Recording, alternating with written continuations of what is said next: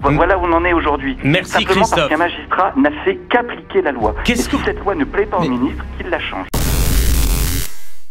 Dans cette intervention, un magistrat administratif du tribunal de Melun rappelle au ministre que l'annulation d'une obligation de quitter le territoire français, OQTF, pour l'influenceur algérien Doualem n'est que l'application stricte de la loi. Il explique que la législation actuelle, en particulier l'article L432-12 du Code des étrangers, interdit d'émettre une OQTF contre une personne dont la carte de résident de 10 ans a été retirée. Cet article a été introduit dans la loi immigration de janvier 2024, votée notamment par le groupe Les Républicains au Sénat.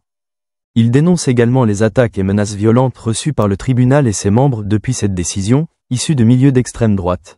Il souligne l'absurdité de ces critiques puisque le magistrat ne fait qu'appliquer la loi en vigueur.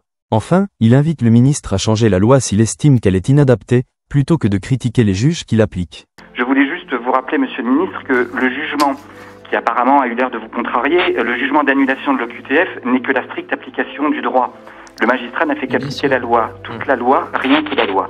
Et notamment l'article L432-12 du Code des étrangers, qui dispose que lorsqu'un étranger est titulaire d'une carte de résident et que l'administration lui retire sa carte de résident de 10 ans, à ce moment-là, il ne peut pas faire l'objet d'une OQTF. Il ne peut pas faire l'objet d'une OQTF. C'est la loi qui le dit.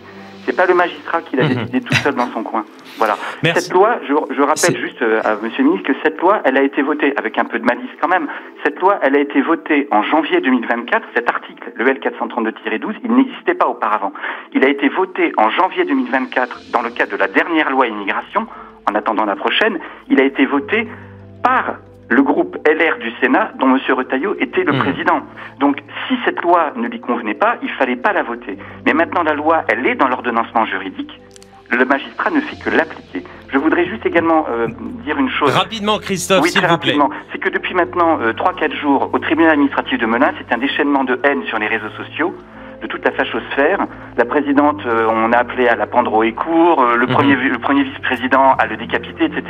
Il y a même des individus qui ont été sur Internet, à partir d'un organigramme, essayer de penser qui pouvait être l'auteur de ce jugement, qui encore une fois n'est que l'application de la loi, strictement de la loi. Voilà, et le genre de commentaire, c'est « Ah ben lui, il a un prénom maghrébin, ça peut être lui. Elle a un nom à consonance espagnole ou portugaise, ça doit être elle. » Alors qu'en plus, elle est greffière, elle ne prend pas de jugement. Oui. Voilà où on en est aujourd'hui. Merci Simplement Christophe. parce qu'un magistrat n'a fait qu'appliquer la loi. Et si cette loi ne plaît pas au ministre, qu'il la change.